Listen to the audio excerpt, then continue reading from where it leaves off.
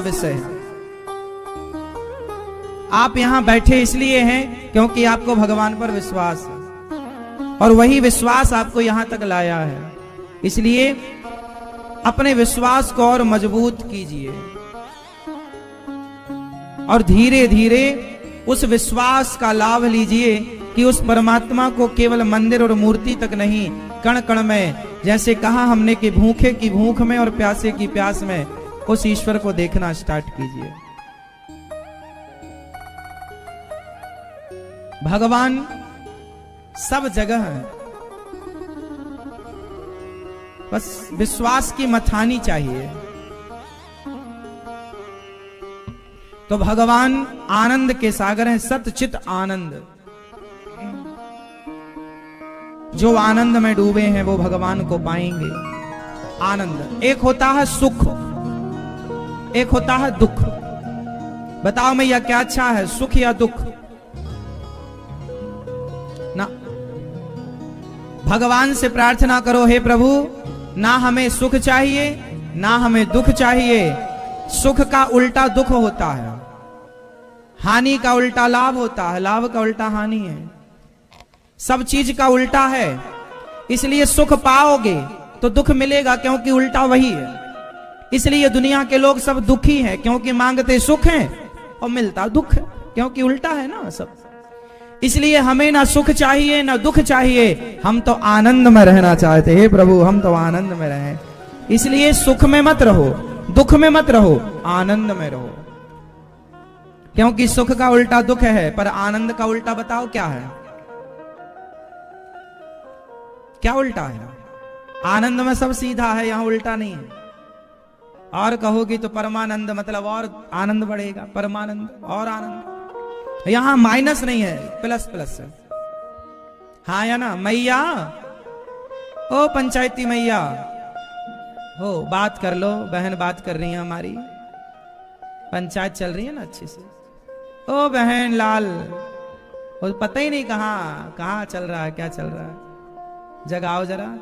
हाँ हो गई पंचायत, और कर लो थोड़ी सी। आप बैठ जाओ भैया, सब बैठो, आनंद लो, बैठो। तो अपने को किस में रहना है? हमें सुख नहीं चाहिए और हमें दुख भी नहीं चाहिए, हमें तो हाँ। और आनंद क्यों मिलेगा आपको?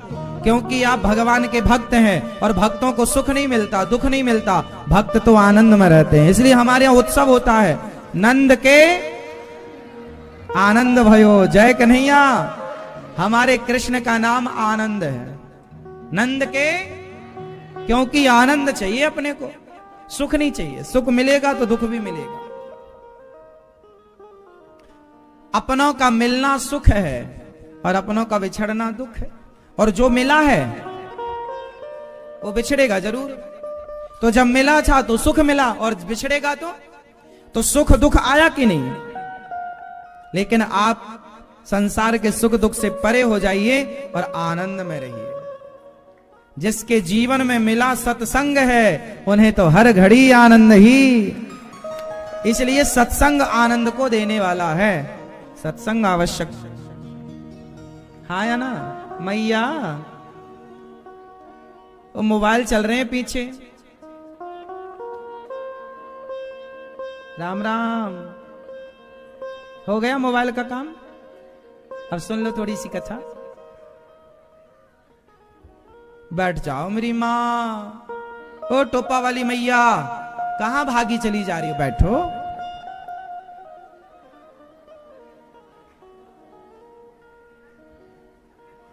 भगवान आनंद के सागर हैं। करते क्या है भगवान? विश्व की उत्पत्ति, पालन और संहार। विश्वोत्पत्त्यादि हेतवे तापत्रय विनाशाय श्री कृष्णाय वयम नुमः। जो सारी सृष्टि को पालन संहार करने वाले भगवान, जो आनंद को देने वाले, सारे दुखों को मिटाने वाले, ऐसे भगवान को हम राधा सहित श्री कृष्ण को नमस्कार करते हैं।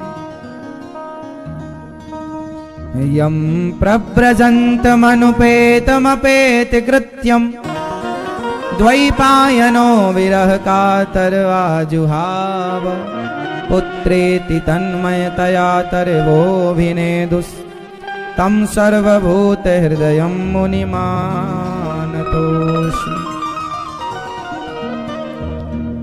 श्री सुखदेव भगवान का जन्म हुआ और जन्म लेते ही सुखदेव भगवान निकल पड़े तपस्या करने। सुखदेव भगवान ने इसका इंतजार नहीं किया कि मैं बूढ़ा हो जाऊं पहले।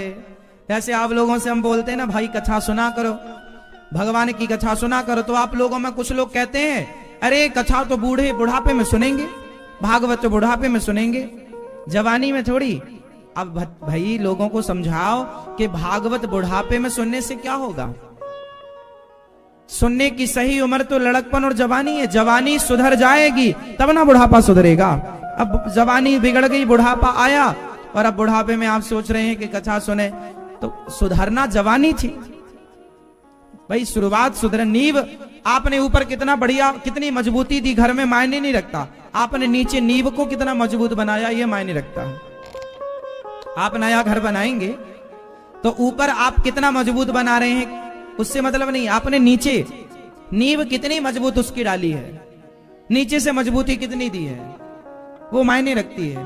उसी प्रकार बुढ़ापा कितना संस्कारी है मायने नहीं रखता, जवानी में आप कितने संस्कारी हैं ये मायने रखेगा। और वो संस्कारी कथा बनाएगी आपको। बुढ़ापे में तो संस्कार आ ही जाते हैं। बुढ़ापा में तो आदमी समझ लेता है सब घूम घाम के, बाबा साहब तो नहीं भाई, कहीं उसको समझ में आता मौत के दिन करीब है, अब मर नहीं है, इसलिए अब वो आ जाता है थोड़ा ठिकाने, समझ लेता है। समझ में, जवानी में समझ में आ जाए तो बुढ़ापा अच्छा बीतेगा। इसलिए लड़कपन खेल में खोया, जवानी नींद भर सोया, और बुढ़ापा देख के रोया। बुढ़ापा तो केवल रोने के लिए है। शरीर में दर्द ही इतना हो जाता है कि सिवाय रोने के कोई ऑप्शन नहीं रहता। इसलिए सुधरना है तो जवानी को सुधारो।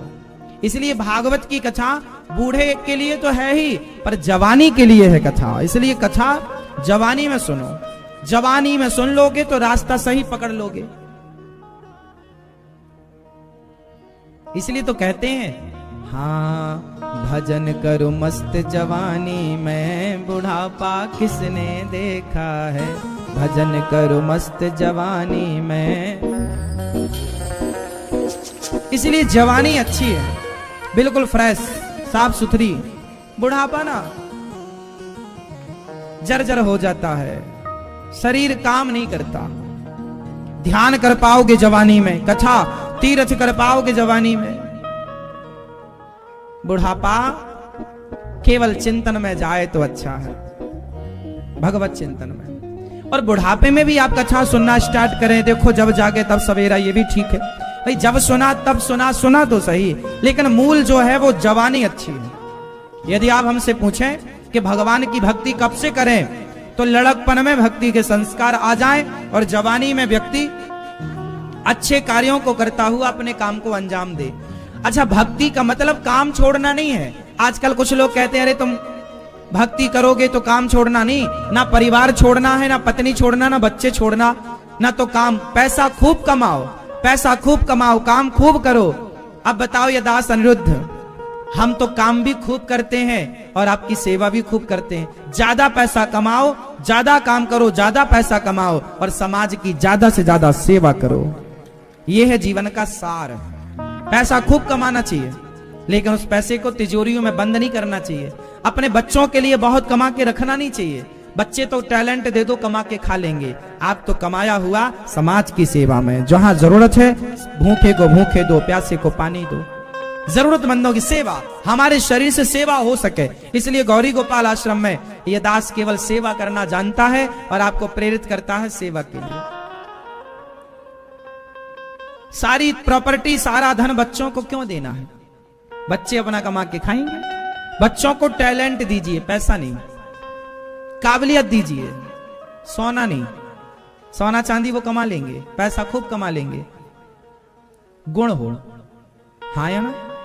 आपने जो कमाया है उसकी कमाई का कुछ हिस्सा सेवा, परोपकार। आजकल लोग पूरा कमा कमा के खाना चाहते हैं, हिस्सा निकालते ही नहीं। अच्छा बताओ, आपकी कमाई का एक हिस्सा सरकार का होता है कि नहीं, जिसे इनकम टैक्स कहते हैं, हाँ या ना? आपकी कमाई का कुछ हिस्सा सरकार का होता है, तो वो सरकार को आपको चुकाना पड़ता है, इनकम टैक्स बोलते हैं उसे। आपकी कमाई पर टैक्स लगता है 30%। आपकी कमाई का 30% हिस्सा सरकार का होता है। आपने 100 रुपए कमाए तो 30 रुपए सरकार के हैं, हाँ या ना? ये नियम हमारे भारत का है, हाँ या ना? आपकी कमाई का कितने % सरकार को देना पड़ता है? 30%। आप इनकम टैक्स तो भरते होंगे कि नहीं भरते? नहीं भरते तो फिर आपको पता नहीं है। भरते हैं तो आपको पता होना चाहिए कि आपकी कमाई का 30% लगता है, वो सरकार को नहीं दोगे तो सरकार आपको चोर कहेगी, इनकम टैक्स चोर है ये। तो सोचिए कि आपकी कमाई का 30% सरकार लेती है, तब आपका वो पैसा एक नंबर का होता है, शुद्ध होता है। तो आपकी कमाई का कुछ % भगवान भी तो लेते होंगे। लीगल तो ये है कि भाई लें, लेकिन आप दें तब ना लें। अब जितना आप कमाएंगे सारा कमा के खा जाएंगे, बच्चों को देंगे। भगवान कहते हैं कि भाई 100 रुपए कमाओ तो हमें 5 रुपए, सरकार 30% लेती है, भगवान कहते हैं मैं 5% में खुश हूं। और छोड़ो तो भगवान बोले मैं 3% में खुश हूं। आपकी कमाई का 3 रुपया आप गरीबों की सेवा में लगाओ, दीन दुखियों की सेवा में लगाओ, समाज की सेवा में लगाओ, तो वो भगवान खुश होते हैं कि हाँ तुमने सेवा की है। भगवान की खुशी किससे है? भगवान कहां है? आप सबके भीतर हैं, विराजे हैं आत्मा के रूप में। वो परमात्मा जब आप तृप्त होते हैं ना, तो वो तृप्ति आपकी नहीं है, भगवान की तृप्ति है। आप तो आप हैं ही नहीं ना। आप कौन हैं? बोलो आप कौन हैं भाई? आप कौन हैं? आप कौन हैं? आप कौन हैं? कोई कहता मैं सचिन हूं, मैं सौरभ हूं, मैं गोविंद हूं, मैं गोपाल हूं, मैं मनमोहन हूं। लोग अपना परिचय देते हैं, मैं ये हूं, मैं अनिरुद्धाचार्य हूं। ये परिचय यहां का है, व्यवहार जगत का, रियल परिचय नहीं है ये हमारा। आप कौन है? मैं अभी बता दूं कि आप कौन है तो आप समझ जाएंगे। समझो आप कौन है। चलो बताओ, जब हमारे अंदर से आत्मा निकल गई तो लोगों ने हमारे बचे हुए शरीर के साथ क्या किया? उत्तर दो। क्या हुआ? जला दिया। समझ में आया? जिस दिन आपके भीतर से आत्मा निकल जाएगी उस दिन लोग आपको, तो ये शरीर जो है देखता है, सुनता है, बोलता है, ये किसके पावर से बोलता है? बोलो। उस आत्मा के पावर से। वो आत्मा गई तो ना आंख देख सकेगी, ना कान सुन सकेगा, ना पांव चल सकेंगे। तो मैन पावर कौन है? आत्मा। बोलो हाँ या ना? कौन है भाई? आत्मा गई तो आपको जला दिया गया, आंख ना देख पाई, ना कान सुन पाए, तो आत्मा चली गई। और जब आत्मा गई तो आत्मा थी कौन? आई कहां से थी? अच्छा, आत्मा कहां से आई थी आपके भीतर और कहां चली गई?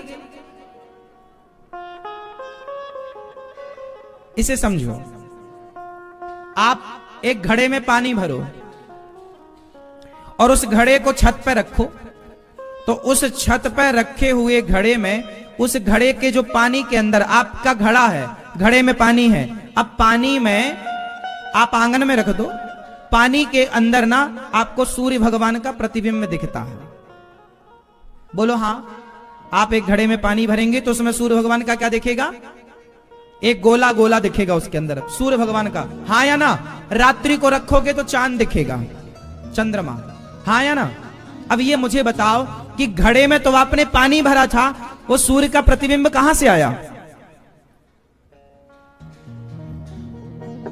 बोलो।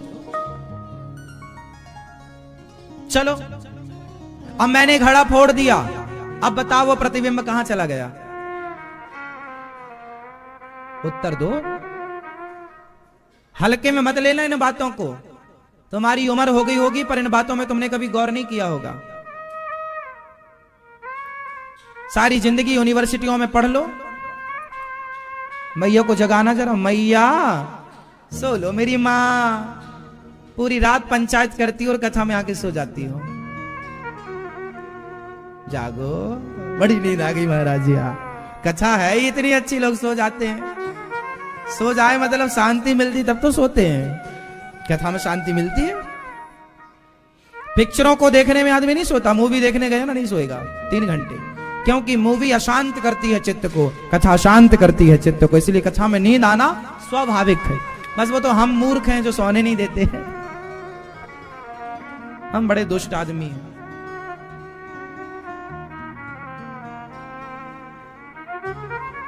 सोते हुए को जगाना भी बहुत बड़ा पाप है, पता है आपको? नहीं, सही बोल रहे हैं। घर में आप लोग सोते को जगाया ना करो। वो तो हम कथा में हमने जगा दिया कि आप कथा सुन लो, क्योंकि पाप लगेगा 5 रुपए का, पर कथा सुन लेंगी तो पुण्य होगा 95 रुपए का। तो चलो 5 रुपए का पाप सह लेते हैं, 95 का फायदा है इनका। ये मैया जागी तो फायदा हुआ, ये मैया जागेंगी फायदा, तो इनका फायदा ज्यादा है। तो हमें थोड़ा बहुत पाप लग भी जाए तो हमें 5 रुपए का पाप लग जाए, पर इनका 95 का। यदि आपका फायदा हो रहा है और हमारा नुकसान हो रहा, तो हमारी सोच तो है कि हमारा नुकसान हो तो हो, पर आपका फायदा होना चाहिए। इसलिए मेरी माँ जागो। घर में आप लोग ना, जैसी आपकी पत्नी सोती है, पति आके जगा देता है। पति सो रहा है, पत्नी जगा देती है। सोते हुए को जगाना पाप है। आप लोग मत जगाया करो।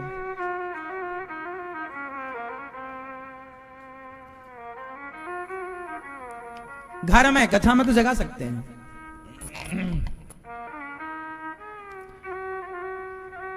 तो गहरी बात हम आपको समझा रहे थे।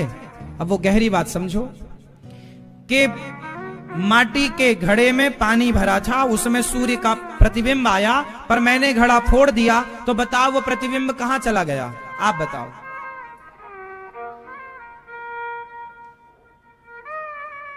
ये बताओ आप। मिट्टी पानी में समा गया। अच्छा, पानी में घुल गया। हाँ, मैया बोल रही है पानी में घुल गया। अच्छा है प्यारी मैया। हाँ, आप बताओ। हाँ, आकाश में चला गया। ठीक कह रहे हो आप। हाँ मैया, बैठी बैठी बताओ। बच्चा कुरकुरे ले आया आपके लिए, देखो क्या लाए।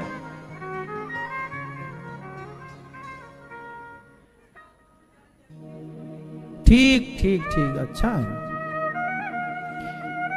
सूर्य का जो प्रतिबिंब था, घड़ा हमने फोड़ दिया, तो वो प्रतिबिंब जो है वो बिंब से आया था, बिंब में समा गया। सूर्य का प्रतिबिंब है तो बिंब हुआ सूर्य, और वो छाया जो पड़ रही थी वो प्रतिबिंब है।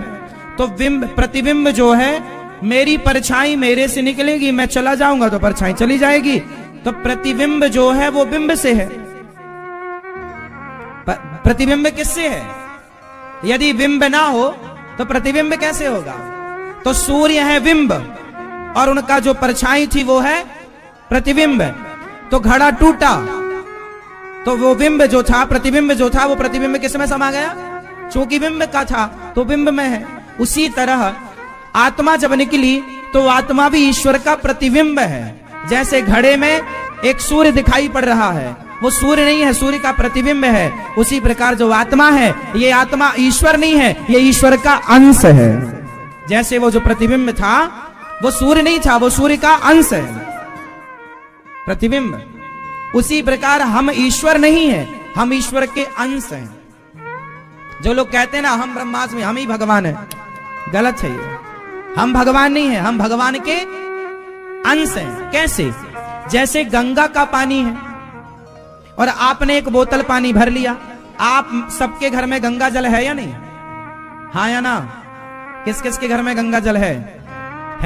तो बताओ, जो आपके घर में गंगा जल है वो गंगा है या गंगा का अंश है?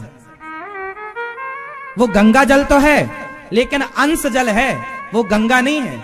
वो गंगा का जल तो है पर गंगा तो अलग है ना, वो गंगा का अंश जल है। क्या है वो? अंश है। हाँ या ना? गंगा तो नहीं है ना वो। जैसे गंगा तो अलग बह रही है, लेकिन एक बोतल पानी आपने भर लिया तो वो गंगा का अंश है, गंगा नहीं है।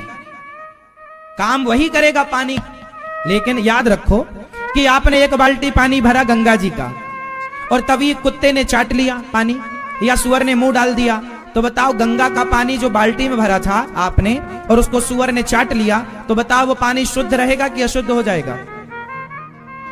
हाँ? अशुद्ध। हाँ या ना? अशुद्ध हुआ। लेकिन सुअर चाट लिया तो वो बाल्टी का पानी अशुद्ध हो गया। लेकिन सुअर चला जाए गंगा जी में डुबकियां लगाए, 100 सुअर लगाए डुबकियां, तो क्या गंगा शुद्ध होती है? सुअर के चाटने से बाल्टी भर पानी बिगड़ सकता है, पर गंगा का पानी जो धार से जुड़ा है वो तो नहीं बिगड़ेगा, क्योंकि ये अंश था इसलिए बिगड़ गया। अंशी नहीं बिगड़ा, अंशी गंगा और अंश बोतल का पानी। समझ में आई?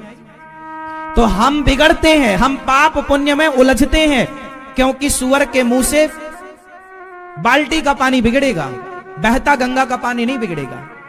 तो ईश्वर पर कोई प्रभाव नहीं पड़ता पाप और पुण्य का, सुख और दुख का, लेकिन हम उसके अंश हैं, इसलिए हमें पाप और पुण्य और सुख और दुख का प्रभाव पड़ता है।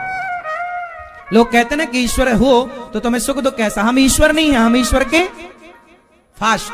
हम ईश्वर नहीं है, हम ईश्वर के किस तरह? जिस तरह गंगा का अंश आप सबके घर में गंगा जल के रूप में। समझ में आई बात? तो हम ईश्वर, जो लोग कहते हैं ना हम भगवान हैं, मूर्ख हो। जो लोग कहते हैं हम भगवान हैं, मूर्ख हो। भगवान गंगा आपके घर, कितना भी आप एक ड्रम पानी ले आओ गंगा जी का, 100 ड्रम पानी ले आओ, तो 100 ड्रम पानी एक बहुत बड़ी हौदी बनाओ या स्विमिंग पूल बनाओ, उस पर आप पानी भर दो, तो भी वो गंगा नहीं कहलाया जाएगा। क्यों जी? तुम कितने भी पावरफुल हो अच्छी बात, तुम भगवान नहीं हो। तुम में चमत्कार है, तुम में शक्तियां हैं, पर तुम भगवान नहीं हो। तुम भगवान के अंश हो। यह हो सकता है कि तुम्हारे घर में गंगा जल ज्यादा है, हमारे घर में 1 बोतल है, तुम्हारे घर में 1 ड्रम है, किसी के घर में 100 ड्रम होंगे, पर 100 ड्रम भी मिलाओ तो वो गंगा नहीं होगा ना, वो गंगा का अंश ही रहेगा। क्यों मैया, क्या कहती है? समझ में आ गई बात? किस किस को आ गई तो हाथ उठा लो। क्या समझ में आया? कि हम ईश्वर नहीं हैं, हम ईश्वर के, जब हम मरेंगे तो हमारे शरीर को लोग जला देंगे, क्या रह जाएगा? आत्मा। तो मैं कौन हूं? सवाल यहीं से तो हुआ था, आप कौन हैं? आप कौन हैं? अब आपसे सवाल है, आप कौन हैं? आप आत्मा हैं। आप कौन हैं? हाँ, जब आपसे कोई पूछे कि आप कौन हैं, तो आप ये कहो कि हम ईश्वर के अंश हैं। और भाव कैसा हो? जैसे गंगा का अंश आपके घर में, ये उसी तरह हमारे द्वारा किया गया पाप पुण्य हम भोगेंगे। क्यों भोगेंगे? क्योंकि हम ईश्वर के अंश हैं।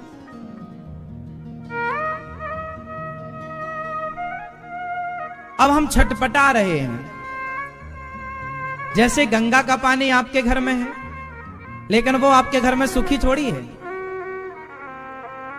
चलो एक बात बताओ, जंगल में तोते उड़ते हैं, तोता, मिट्ठू, आपने कभी देखा होगा, जब मिट्ठू जाते हैं ना तो एक साथ 100-200 मिट्ठू चलते हैं। कोई भी पक्षी उड़ता है आकाश में, सवेरे सवेरे देखना, सवेरे सवेरे आकाश में एक साथ कोई धनुषाकार बनाकर, कोई अच्छा बहुत सिस्टमैटिक पक्षी एक के पीछे एक चलता है, बहुत व्यवस्थित चलता है, पता है ना आप लोगों को।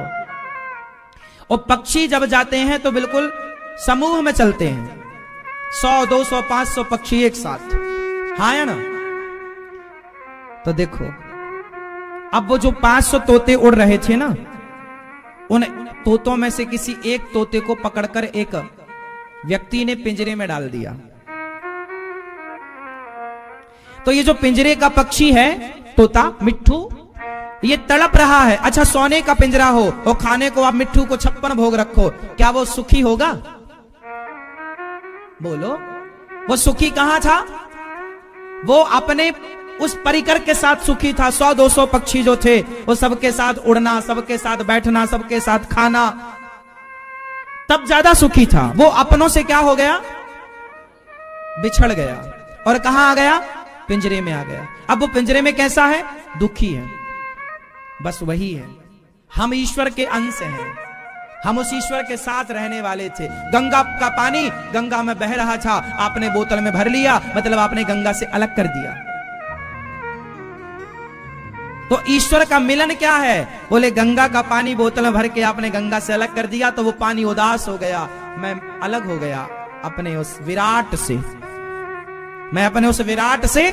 विराट मीन्स अथाह, गंगा में अथाह पानी है और बोतल में थाह है, जरा सा पानी है। एक होता है अथाह, एक होता है थाह। तो अथाह से अलग होके थाह भर रह गया। तो वो अथाह जो था, उस अथाह में मिलने के लिए थाह तड़प रहा, जैसे पिंजरे का पक्षी तड़प रहा है मिलने के लिए, लेकिन मालिक ने ताला लगा दिया पिंजरे में। इसलिए तो कहा प्रदीप जी ने, पिंजरे के पंछी रे तेरा दर्द न जाने कोई, पिंजरे के पंछी रे तेरा दर्द न जाने। हां, तो आपको भगवान से क्यों मिलना है? क्यों मिलना है? जैसे वो तोता अपने परिकर से मिलना चाहता है, उसी प्रकार हमारा परिकर क्या है? हम ईश्वर के अंश हैं और हमारा परिकर है भगवान। भगवान से मिलना चाहते ना, क्योंकि हम उसके परिवार हैं, उसके अंश हैं। तो जो जिसका अंश होगा उसी तरफ तो बढ़ता है। पानी ऊपर से नीचे गिरता है, बोलो हां, और आग नीचे से ऊपर जाती है, बोलो हां। आग दीपक जलाओगे तो उसकी ज्योति ऊपर रहेगी, जबकि पानी ऊपर होगा तो टप टप नीचे टपकेगा, नीचे। पानी नीचे आता है, बोलो हां मैया।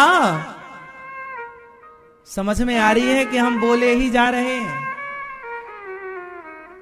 अब आप कहोगे महाराज जी आप कथा तो सुना ही नहीं रहे हो, तो क्या तुम्हें एक राजा रानी की कथा सुनना है? ये मूल ये है जो आप समझ रहे हैं। कथा तो हम आपको राजा रानी की सुनना हो तो ढेर सुना दे। भागवत जी का ये गूढ़ रहस्य है जो हम आपको समझा रहे हैं। भागवत जी बहुत कठिन है, क्योंकि आप लोगों ने आज तक कहानियां सुनी है, तो आप लोगों ने भागवत जी को कथा कहानियां मान रखी हैं। कहानियां नहीं है भागवत जी में, गहराई है।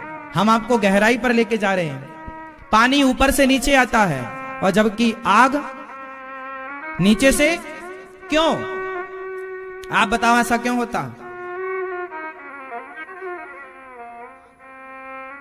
आग हल्की होती है तो हल्का तो बहुत कुछ हल्का होता है, पर ऊपर से नीचे आता है। तिनका में कितना वजन है? धूल, धूल का कण कितना वजनदार है, लेकिन ऊपर है, नीचे ही आता है। क्यों? आप बताइए। जल ऊपर से नीचे आता है, आग नीचे से ऊपर जाती है, क्यों? सिंपल है, थोड़ा दिमाग लगेगा। हाँ, फर्क इतना है कि जो जल है, तो जल का जो अंशी है वो नीचे है, तो अंशी की तरफ अंश भागता है। अभी मैंने अंशी और अंश समझाया आपको। अंशी और अंश क्या है सुना होगा आपने। ईश्वर है अंशी और हम है ईश्वर के अंश। गंगा है अंशी और बोतल का जल है गंगा का अंश। उसी तरह समुद्र है अंशी, समुद्र है अंशी और टपकता हुआ पानी है उसका अंश। तो अंश अंशी की तरफ और समुद्र नीचे है, तो पानी ऊपर से नीचे। जबकि आग का अंशी कौन है? सूर्य। आग का अंशी कौन? सूर्य। तो आग का अंशी ऊपर रहता है, इसलिए आग की ज्योति ऊपर की तरफ भागती है, क्योंकि अंश अंशी की तरफ भागता है। इसलिए हम ईश्वर के अंश हैं, इसलिए हम ईश्वर की तरफ भागे तो हम सही हैं, और हम ईश्वर के विपरीत भागे तो गलत है। इसलिए कहते हैं भगवान की तरफ चलो, संसार को छोड़ो, क्योंकि हम संसार के अंश नहीं हैं, हम ईश्वर के। इसलिए ईश्वर की तरफ चलना है। हम संसार के अंश होते तो संसार की तरफ भागते। जो जिसका अंश है उसी तरफ ना भागेगा। समझ में आ गई ना बात? तो हमें ईश्वर से क्यों मिलना है? क्योंकि हम उन्हीं के परिवार हैं, हम उन्हीं के परिकर हैं, उन्हीं के अंश हैं। नदियां समुद्र की तरफ क्यों भागती हैं? क्योंकि नदियां समुद्र का ही अंश हैं। समझो।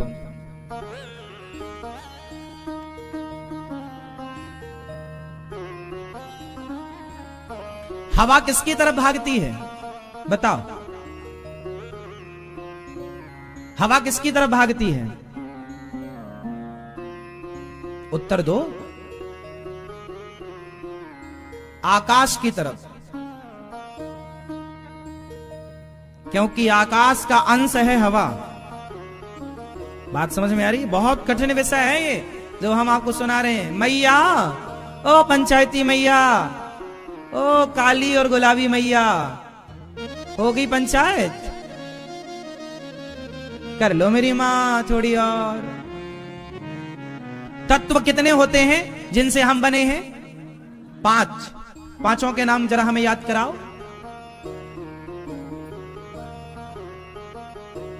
क्या कह रहे हो गौ माता? 5 तत्व कौन कौन से आप बताओ, सिर्फ आप। अग्नि, वायु, हवा। वायु और हवा दो।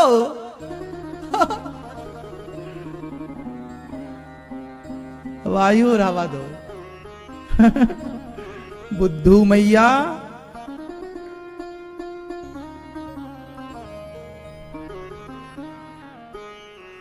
पृथ्वी, बोलो पृथ्वी, जल, वायु, अग्नि, आकाश। 5 हो गए। क्षित जल पावक गगन समीरा, पंच रचित अति अधम शरीरा। 5 तत्व हैं। अब आप क्या मुझे समझा सकते हैं कि ये 5 तत्व में पहला तत्व कौन सा है? पहले क्या बना होगा? पहले हवा बनी होगी कि अग्नि बनी होगी कि आकाश बना होगा कि पृथ्वी बनी होगी कि जल बना होगा? पहले क्या बना? प्रमाण दो। वायु, वायु बनी पहले। वाव, वायु नहीं रहेगी तो पृथ्वी बढ़ जाएगी। ठीक कह रहे हैं। तो पहले क्या बना आप बताइए, क्रम से बताइए। क्या पहले बना, दूसरा क्या, तीसरा क्या, चौथा क्या? बहुत कठिन है ना ये बता पाना, लेकिन मैं आपको यूं चुटकियों में सिखा सकता हूं। हाँ, अग्नि। वाह, सुंदर, बहुत अच्छा बच्चा है। आप बताओ पहले क्या बना? आकाश। फिर क्या बना? वायु। क्या? जल, प्रकाश। आप बताओ। वायु पहले बनी, फिर आकाश बना, फिर पृथ्वी। अब हम बता रहे हैं ध्यान से, और याद कर लेना, ये वेदांत का बहुत कठिन विषय मैं आपको बहुत सरल बता रहा हूं। मतलब इसको आप पढ़ने जाएंगे तो इतनी सारी पुस्तक पढ़नी पड़ेगी, तब आप इस नतीजे तक पहुंचेंगे। इस नतीजे तक पहुंचने के लिए बहुत पढ़ना पड़ेगा, सालों। वो सालों का जो पढ़ना था वो मैं आपको 5 मिनट में सिखा दूंगा। तैयार हैं? सुनो, सबसे पहले क्या बना?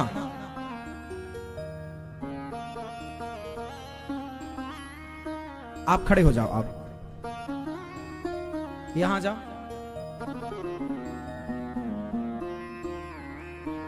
अब ये बताओ कि ये बंदा कहां खड़ा है? चलो अपना हाथ घुमाओ। नहीं, ऐसे ऐसे। ये हाथ कहां घूम रहा है? कहां? सही सही उत्तर दो। आप घुमाते रहो। ये हाथ कहां घूम रहा है? आकाश।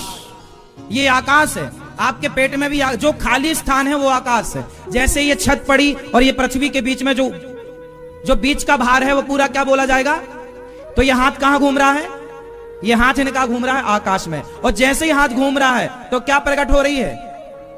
हवा निकल रही है। इनके हाथ के पास जाओगे, थोड़ा तेज घुमाओ, अरे एक घुमा लो भैया, एक घुमाओ, ऐसे ऐसे, हाँ ऐसे घुमा। अब क्या निकली? हवा निकली। तो पहले आकाश, फिर आकाश से वायु, और घुमाओ घुमाओ। जब वायु तैयार होगी तो इनका हाथ गर्म होगा, होगा कि नहीं? आपको गर्मी महसूस लगेगी, आप गर्म हो जाएंगे, और जब गर्म होगा तो अग्नि प्रकट हो गई।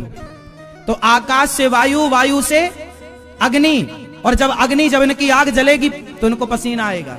तो आग से जल, और जब पसीना आएगा तो शरीर का मैल छूटेगा। वो पृथ्वी तत्व है। बैठ जाओ।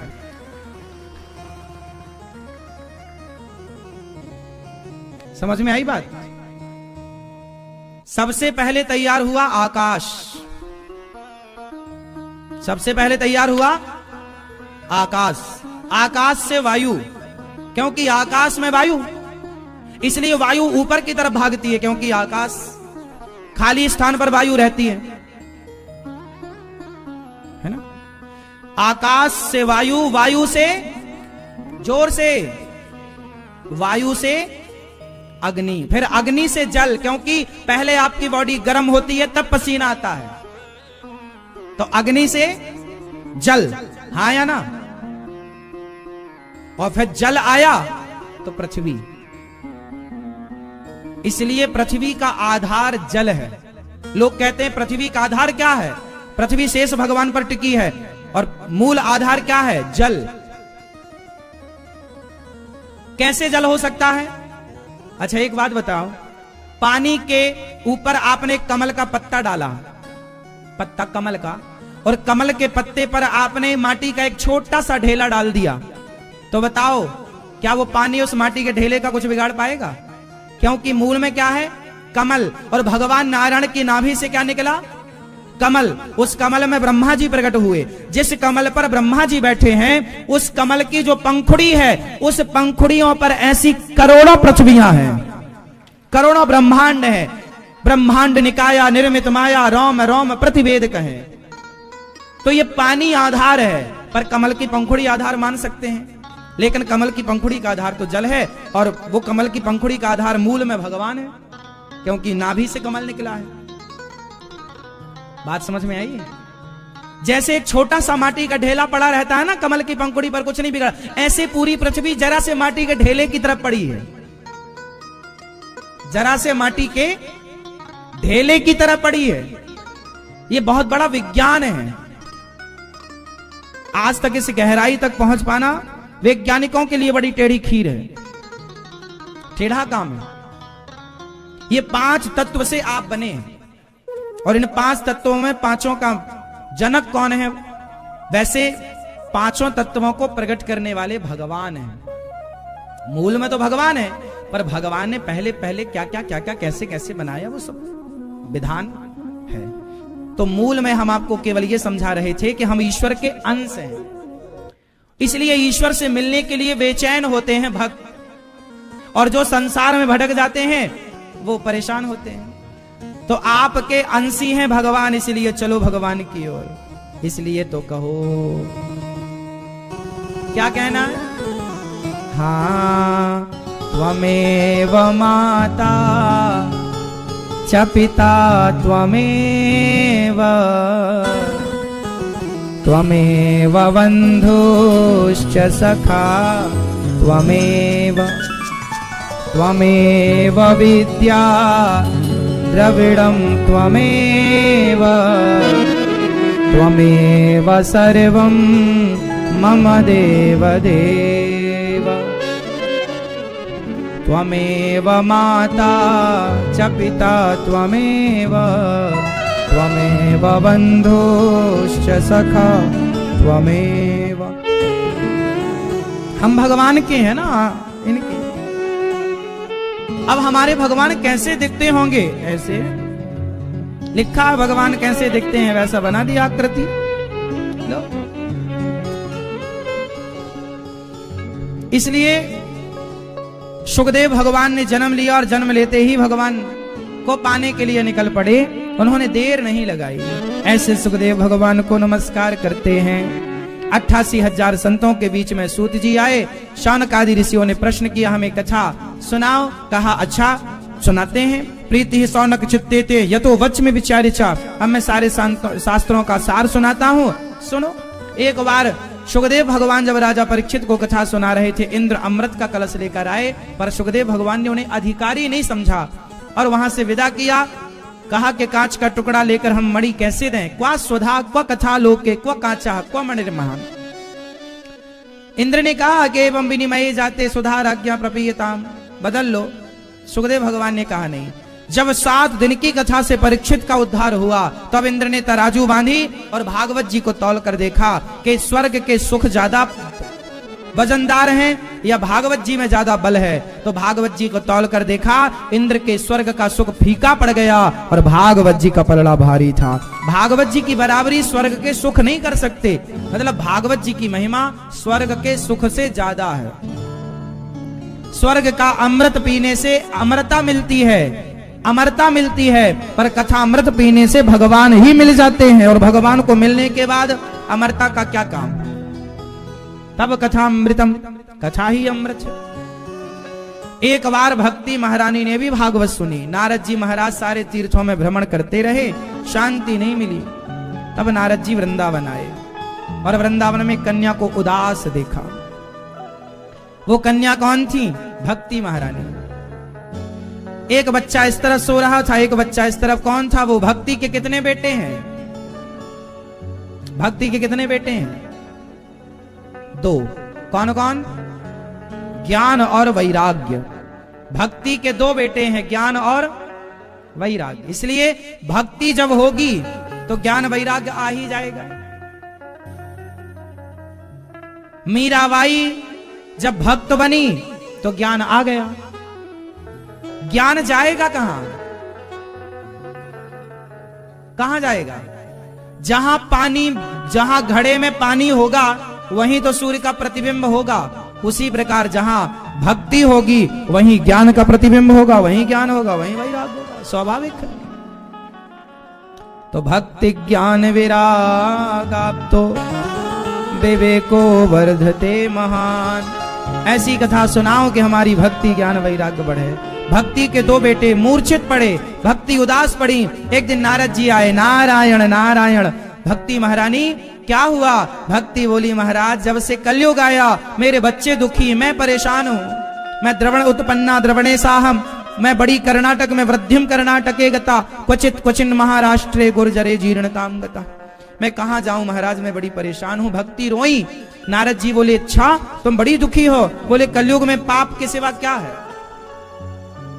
चारों तरफ पाप, सत्यम नास्ति तपः शौचम दया दानम न विद्यते, उदरम भरणो जीवा बराकाह कूट भाषिणा। कलयुग में क्या है? सत्य का मानो नाश हो गया। सत्यम नास्ति, ना कोई तप बचा, ना कोई सत्य। शौच तक, पवित्रता तक नहीं बची। आज के जमाने में लोग बिना नहाए सर्दियों में 2-2, 3-3 दिन गुजार देते हैं। आप लोग नहीं नहाते सर्दियों में? लघु शंका जाने के बाद आप लोग क्या क्या करते हो? हाथ पांव धोते हो, सही बताओ। और शौच करने के बाद नहाते हो, सही। आज बुखार है फिर भी नहाए, घर पे भी रोज नहाते हो आप जी? नहाते हो? शौच करने के बाद नहाते हो आप जी? नहीं नहाते? क्यों नहीं नहाते? नियम देखो, ये वैश्विक नियम है, ये बहुत ज्यादा। ये तो जन्म से हम लोगों को माँ बाप को देखते देखते संस्कार आ ही जाता है। लघु शंका जाओ तो 4 कुल्ला करना चाहिए, हाथ मुंह धुलना चाहिए लघु शंका के बाद। और शौच करने के बाद पूरा स्नान कर चुके हो तो अर्ध स्नान करना चाहिए, और पहने हुए कपड़ों को गीला करना चाहिए। कम कपड़े पहन के जाओ शौच करने के लिए।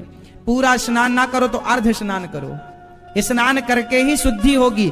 अब अच्छा बताओ, आपको क्या लगता है? आपको महाराज जी हम तो शौच करने गए थे और उसके बाद हाथ धुल लिए, हो गया ना? केवल हाथ धुलने से शुद्धि नहीं होती। शौच के बाद तो स्नान किए बिना शुद्धि नहीं होती। आजकल लोगों की बुद्धियां क्यों बिगड़ी हैं? क्यों इतना टेंशन है? क्यों अशांति है? क्योंकि पवित्रता नहीं है। अच्छा, मच्छर और मक्खी कहां होते हैं? अच्छी शुद्धि में कि अशुद्धि में? हाँ, तो जब आप अशुद्ध रहेंगे तो आपको नेगेटिविटी पकड़ेगी, नकारात्मकता पकड़ेगी। जब आप शुद्ध रहेंगे तो आपके पास नकारात्मकता नहीं, पॉजिटिविटी आएगी, सकारात्मकता आएगी, क्योंकि आप शुद्ध हैं। मच्छर भी अशुद्धि में जाता है, ऐसी नेगेटिविटी भी अशुद्धि में। ये नियम था, ये बताने की चीजें नहीं है, पर भी हम आपको बता रहे हैं। बच्चों को सिखाओ, आप सीखो। आप अत्यधिक वृद्ध हो गए हैं, आप बीमार हैं, वो अलग विषय है। कभी कभार बीमार बच्चे और बूढ़ों को दोष नहीं लगता। देखो, बच्चे तो माँ की गोद में छिच्ची कर देते हैं, बच्चों का दोष नहीं है। बच्चों का तो माँ केवल साफ कर देती है और साफ करके कपड़े पहना देती है, उसमें कोई दोष नहीं। बच्चे हैं, वो बच्चे हैं।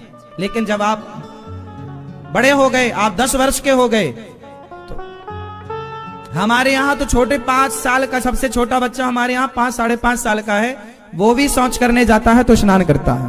5.5 साल का बच्चा भी। जैसी राखे शुद्धि वैसी बने बुद्धि। इसलिए आजकल बुद्धियां भ्रष्ट क्यों हैं? इसका मूल आप मानो ना मानो, पर शुद्धि से बुद्धि का संबंध है। वरना ये कहावत क्यों बनती कि जैसी शुद्धि वैसी बुद्धि, जैसा अन्न वैसा मन। इनका फैक्ट तो है, इसलिए बातें कही जाती हैं।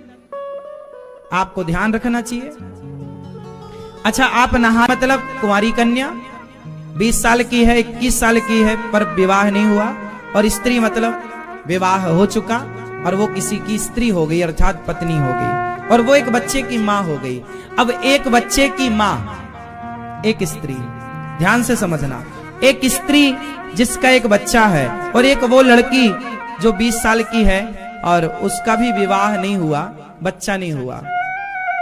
तो बताओ, जो फीलिंग उस स्त्री की है जिसका बच्चा है, क्या वो फीलिंग इसकी हो सकती है जिसका विवाह नहीं हुआ? बोलो, हो सकती है? जब आपका बच्चा होता है ना, तो आपका बच्चा आपकी गोद में होता है, छिच्छी करता है, सुसु करता है, तो जो आपकी सहेली होती है ना, उसका तो विवाह हुआ नहीं, वो नाक पकड़, अरे कैसा तेरे बच्चे ने तेरी गोद में, तुझे गंध नहीं आ रही है? हाँ हाँ देख, हमें दो, वो भाग जाएगी, क्योंकि वो अभी उस दौर से गुजरी नहीं। जब उसका भी विवाह होगा, उसकी गोद में उसका बच्चा छिच्छी सुसु करेगा, तब वो छिच्छी सुसु से भी वो बच्चे से प्यार करती रहेगी, क्योंकि अभी वो जो फीलिंग है ना, बात समझो, जब तक लड़की मां नहीं बनती तो मां वाली फीलिंग नहीं होती। मां वाली फीलिंग तभी आएगी आपके अंदर जब आप मां बनोगी, क्योंकि बच्चा जब पैदा होता है तो केवल बच्चा पैदा नहीं होता, बच्चे के साथ मां भी पैदा होती है। हाँ या ना? बात समझ में आई? तो आप सामने वाले को समझाओ, जो कहते हैं कि ये तो पत्थर है, पत्थर को भोग लगाने की क्या जरूरत, पत्थर को नहलाने की, ये तो पत्थर है। हाँ साहब, तुम्हारे लिए पत्थर है, क्योंकि कुंवारी लड़की अभी वो फीलिंग है नहीं मां वाली, तो अभी इसके अंदर वो भक्त वाली फीलिंग नहीं है, क्योंकि अभी इसके अंदर विश्वास नहीं है। क्या नहीं है? मां के अंदर ममता ना हो। अच्छा सुनो, इंसान नहीं, आप गाय को देखो ध्यान से, भाई आप समझो। गाय को ना आप बहुत लाड़ करो, प्यार करो, लेकिन वही गाय जब मां बन जाती है, उसका बछड़ा हो जाता है, बछिया हो जाती है, तो आप बछड़ा बछिए के पास जाओ तो वो सीधी सादी गाय भी ना मारती, झमेआती, ऐसी ऐसी करती, कभी नहीं मारती थी वो गाय। लेकिन आज बच्चा हो गया ना उसका, और आप बच्चे के पास जाओगे तो वो आपकी तरफ दौड़ेगी, उसे लगेगा कि ये मेरे बच्चे को नुकसान पहुंचाने आ रहे हैं। बाद में फिर वो 1-2 दिन में समझ जाएगी कि नहीं ये नुकसान नहीं पहुंचा, फिर वो आदी हो जाएगी। एक बात बताओ, गाय बहुत सीधी होती है, आप प्यार करते हैं, लाड़ करते हैं, वो बहुत चाटती है आपको, लेकिन जब वो मां नहीं बनती ना, तो उसका व्यवहार अलग होता है गाय का। और वही गाय जब मां बन जाती है ना पहली बार, तो उस गाय का व्यवहार बदल जाता है। कितने लोग इस बात से सहमत हैं कि गाय का व्यवहार बदल जाता है? आप सहमत नहीं है? आपको नहीं पता? अच्छा चलो, एक लड़की का व्यवहार और एक माँ का व्यवहार।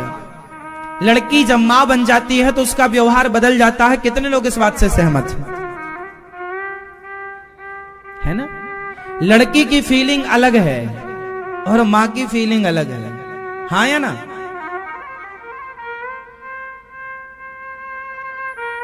लड़की होना आम बात है, मां होना विशेष बात है। तो भगवान को पत्थर देखना, मंदिर में पत्थर देखना आम बात है, पर उस पत्थर में भगवान को देखना विशेष बात है ना? हाँ या ना? विशेष बात है या नहीं? इसलिए जो लोग कहते हैं कि जी ये पत्थर है, ये मूर्ति तुम भोग लगा रहे हो, कपड़े पहना रहे हो, ये कुंवारी लड़की की तरह है। और जो कह रहे हैं कि ये पत्थर नहीं है भैया, ये भगवान है, ये मां की तरह है। बात बस इतनी है कि मां के अंदर ममता जाग गई है, अभी लड़की के अंदर ममता नहीं जागी। भक्त के अंदर विश्वास जाग गया है और इसके अंदर विश्वास नहीं जागा, इसलिए ये पत्थर समझ रहा है क्योंकि विश्वास नहीं है, और हम भगवान समझ रहे हैं क्योंकि विश्वास है। तो पूरा खेल विश्वास का है,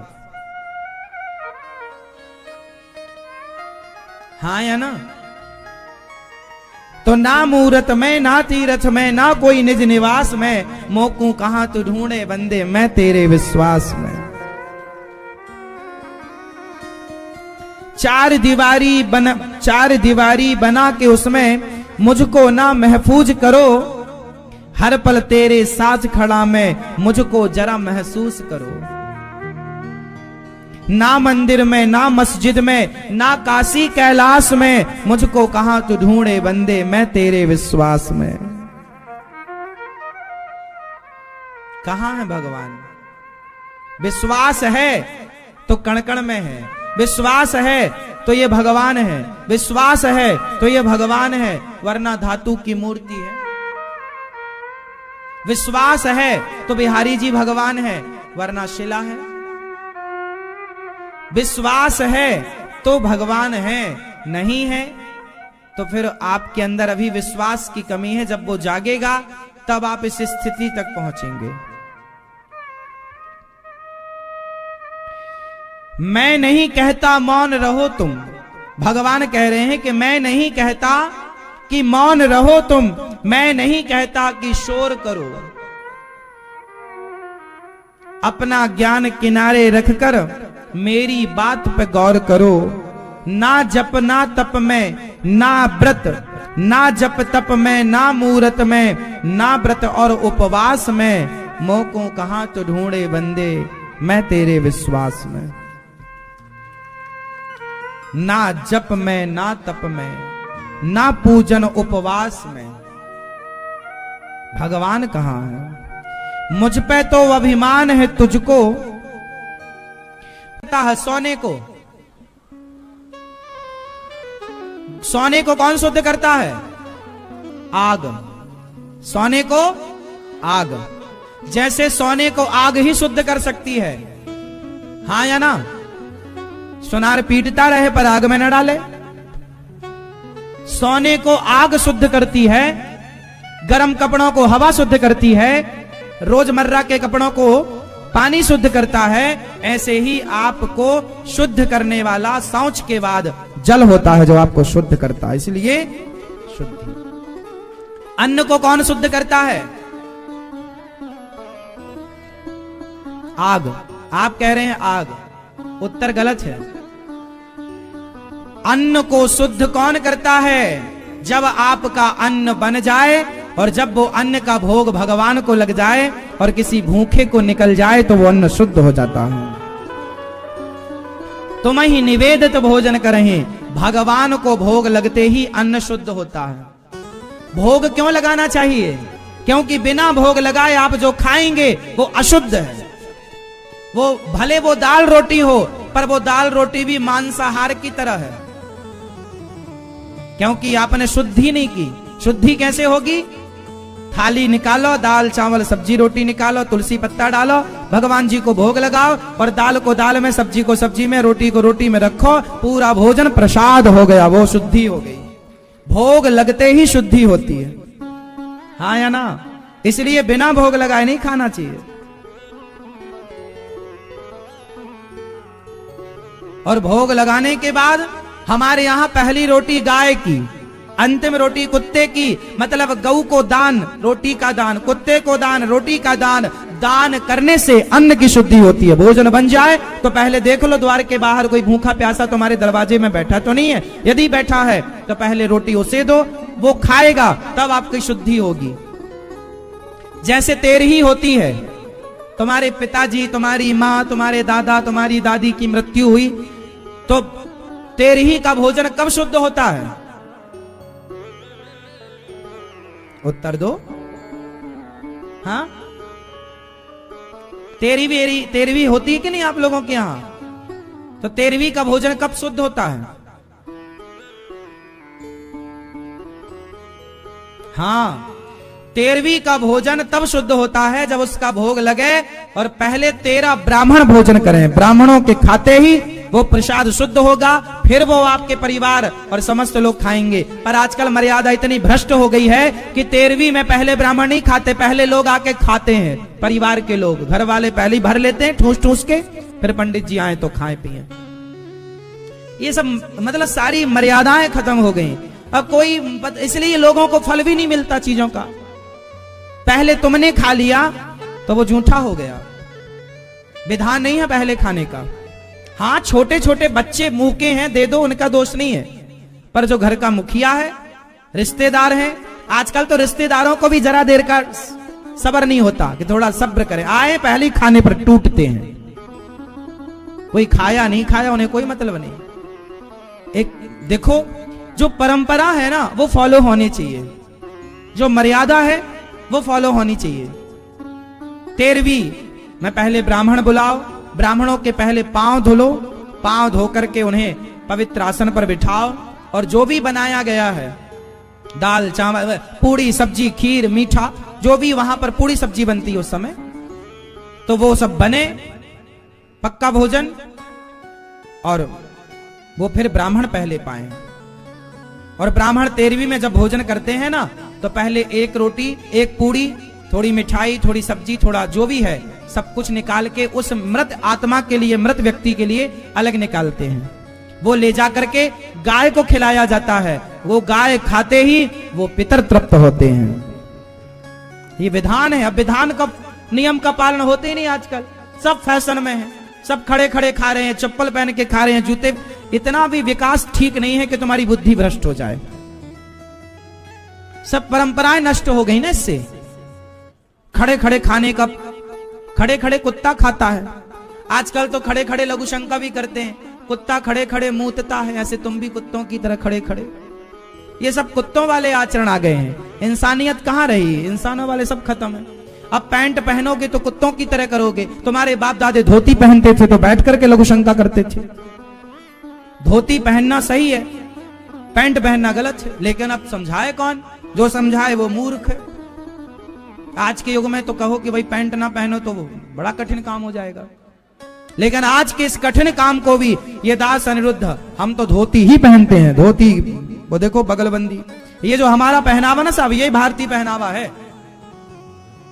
हाँ या ना? भारत का रहने वाला हूं, भारत की बात सुनाता हूं। जो हमने पहन रखा है, ये देखो हमने जो पहना, ये क्या पहन रखा है? ये देखो, यहां से खुलता है, ये इस तरह यहीं से बंद होता है, यूं खुल जाता है, यूं बंद हो जाता है। ये भारतीय पहनावा है। हाँ या ना? ये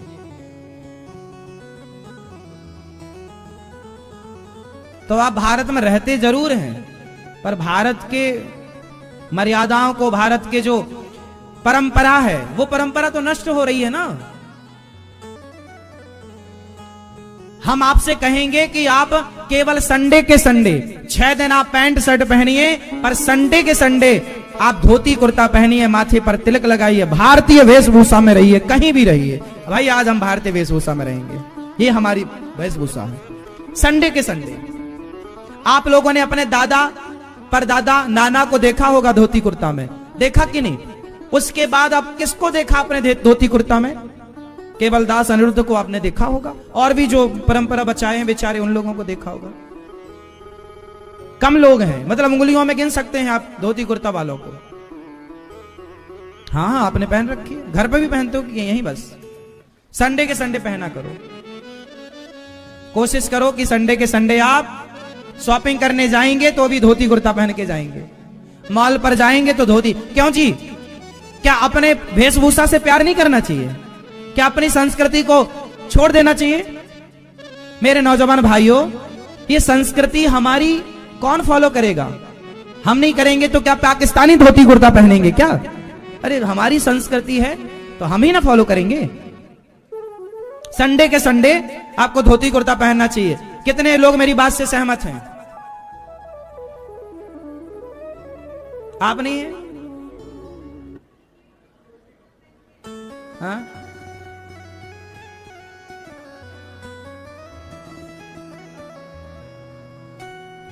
भाई देखो, धोती पहनना आप कह रहे हैं, देखो जो चीज नहीं आती ना वो कठिन होता है। अब हम लोग तो 12 महीने पहनते हैं, हम तो धोती पहन के खेल